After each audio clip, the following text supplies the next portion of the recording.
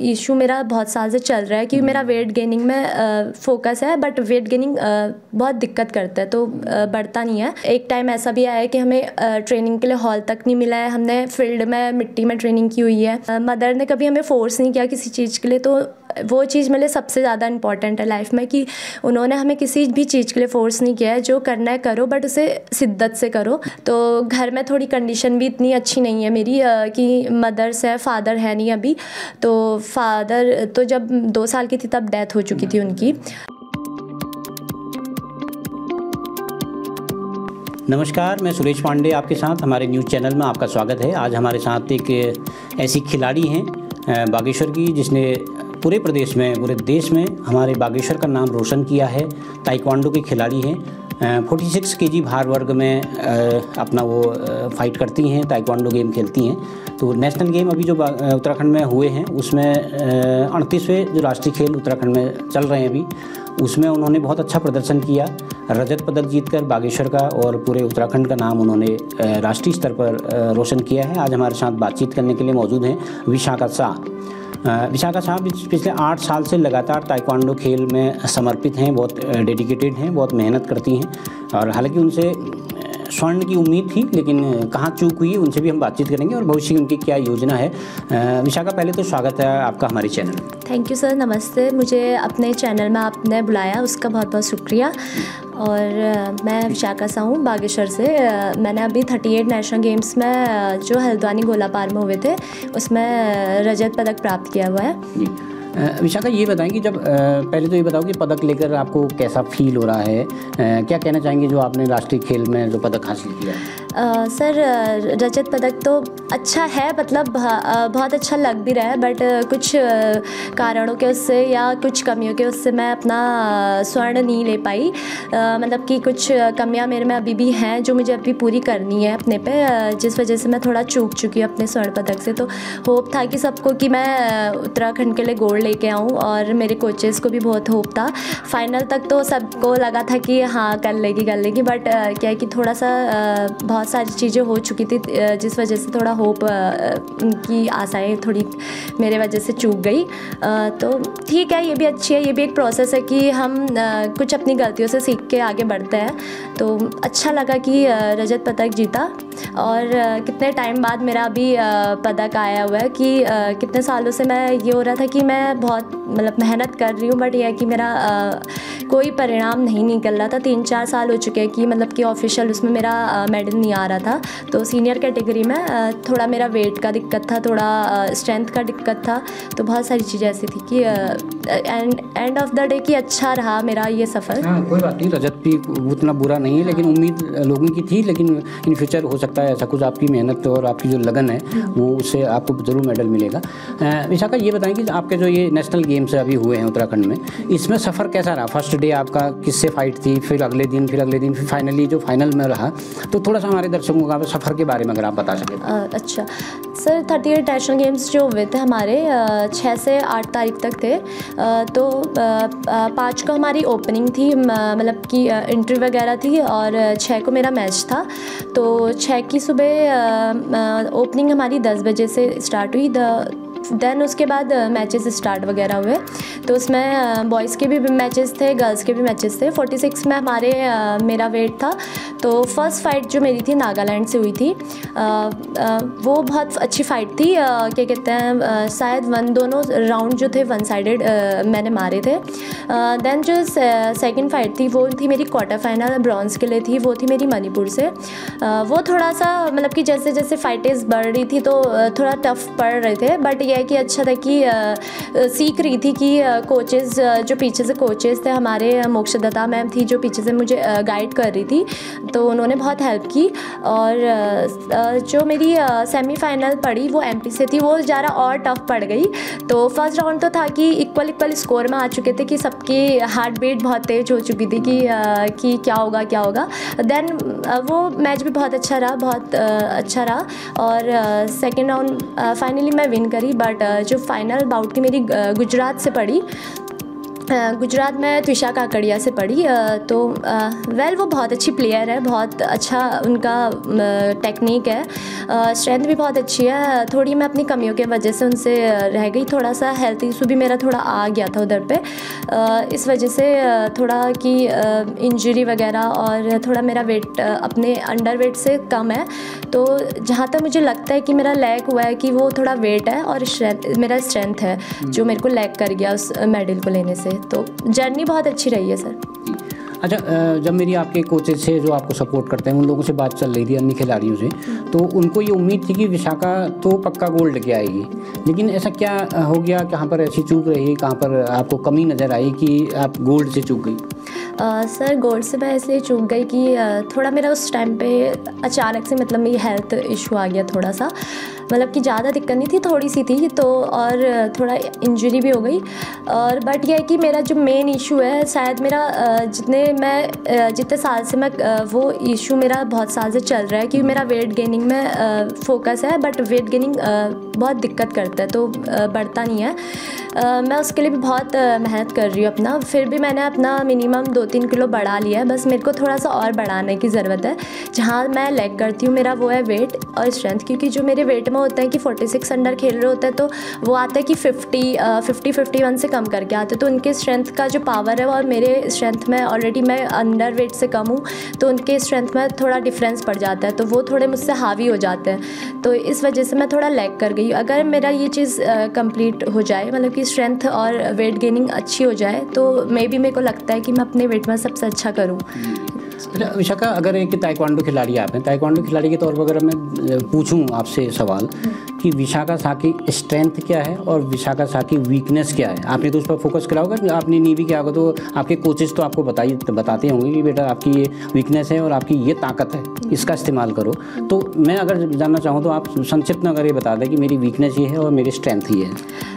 Sir strength तो ये है कि सबका क्या होता है कि स्ट्रेंथ आप अपने मन में क्या सोच रहे हो, first of all game is second part of कि आप वो तो सीख रहे हो कि आप इतने साल से ट्रेनिंग कर रहे हो, टेक्निक सीख रहे हो, बट आपका जो मेंटली आप कितने स्ट्रांग हो वो आपको कोई नहीं करता है, वो आपको खुद से अपने को स्ट्रांग करना पड़ता है।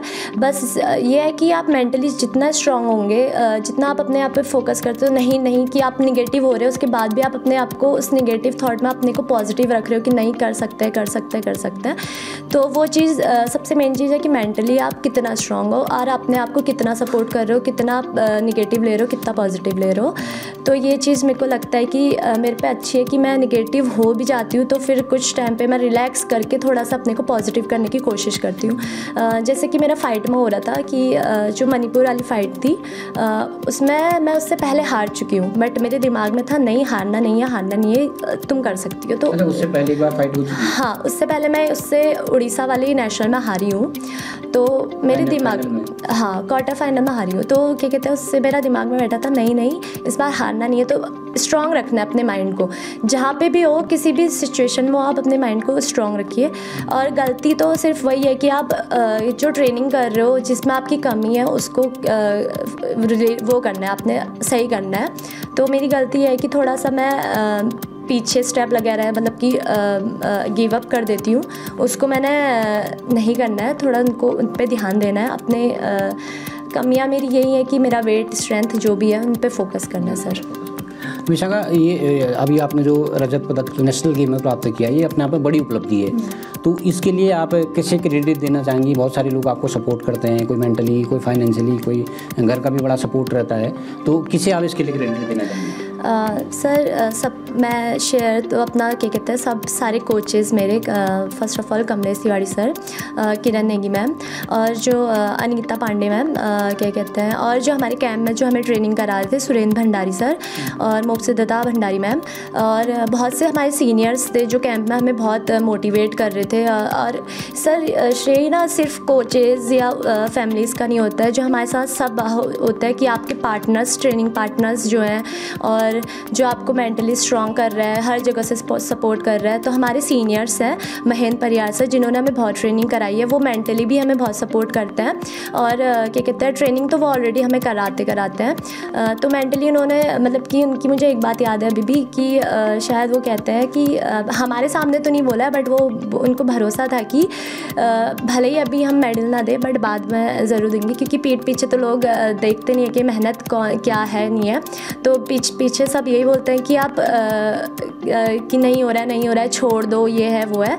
तो ये है कि मतलब बहुत लोग हैं जो आपके सपोर्ट में है, तो आप उन पे फोकस करिए, नेगेटिव चीज़ को छोड़ दीजिए, वो चीज़ है। तो मेरे बहुत से सारे सीनियर्स ने मेरे को सपोर्ट किया हुआ है, हमारे कोचेज़ ऑलरेडी सपोर्टिव हैं। तो और फैमिली में ये है कि मदर ने कभी हमें फोर्स नहीं किया किसी चीज़ के लिए, तो वो चीज़ मेरे लिए सबसे ज़्यादा इंपॉर्टेंट है लाइफ में कि उन्होंने हमें किसी भी चीज़ के लिए फोर्स नहीं किया है। जो करना है करो बट उसे शिद्दत से करो और कभी किसी चीज़ के लिए रोक टोक नहीं किया। तो जिस वजह से कि शायद आज हम इस मुकाम पे हैं कि उन्होंने कभी हमें और पेरेंट्स के अकॉर्डिंग अपनी दबाव नहीं डाले या मतलब कि अपना ये नहीं तुम्हें यही चीज़ करना है, तो वो बहुत अच्छी फ्रीडम दी है। तो उस फ्रीडम का मैं चाहूँगी कि लोग अच्छा फ़ायदा उठाएं बट गलत वे में ना जाए, उसे एक पॉजिटिव वे में लेके अच्छी चीज़ों में फोकस करें बस। विशाखा, आप ये आपने नेशनल गेम्स में भी उपलब्धि हासिल कर ली है, स्टेट लेवल पे बहुत सारे मेडल, डिस्ट्रिक्ट लेवल पे बहुत सारे मेडल आपके पास होंगे। अब ये जो गेम है ना, ये इंटरनेशनल लेवल पे भी, ओलंपिक में भी है। हमारी तो उम्मीद है, इच्छा है कि आपको ओलंपिक तक आप पहुँचें, वहाँ से हमारे इंडिया के लिए आप मेडल लेके आएँ, तो हमारे लिए बड़ी उपलब्धि होगी। तो आपकी क्या योजना है आप आगे को इसको गेम को लेके? सर सारे जो एथलीट होते हैं वो तो हर चीज़ में मतलब कि सोचते हैं कि गोल्ड लेके आए, चाहे वो इंटरनेशनल हो, नेशनल हो, ओलंपिक हो, कि मतलब कि फ़ोकस तो यही है कि मैं बहुत अच्छा करूं, अच्छे लेवल पे जाऊं। अभी मेरा सिल्वर है तो मैं सोचूंगी कि मेरा गोल्ड आए। तो हर स्पोर्ट्स में हर प्लेयर ये चाहता है कि वो कोई ना कोई तरक्की करते रहे, मतलब कि एक स्पोर्ट्स पर्सन देखोगे तो अगर एवरेज, वो कभी रुकता नहीं है, कभी निगेटिव नहीं होता है। तो मैं यही सोचूंगी पॉजिटिव वे में कि मेरे को और अच्छा सपोर्ट मिले तो मैं आगे और अच्छा करूं, मैं इंडिया को रिप्रेजेंट करूं, अच्छे लेवल में खेलूं। तो योजना तो यही है कि अभी फ़िलहाल कि मैं अपने पे जो मेरी कमियां हैं उनको सुधारूं, अपनी वेट गेनिंग में ध्यान दूं और क्या कहते हैं अभी बहुत सारे टूर्नामेंट्स आए उसमें और अच्छा अचीव करूं। सर मतलब कि लाइफ अच्छी है तो क्या कहते हैं थोड़ा और अच्छा करने का है उसमें।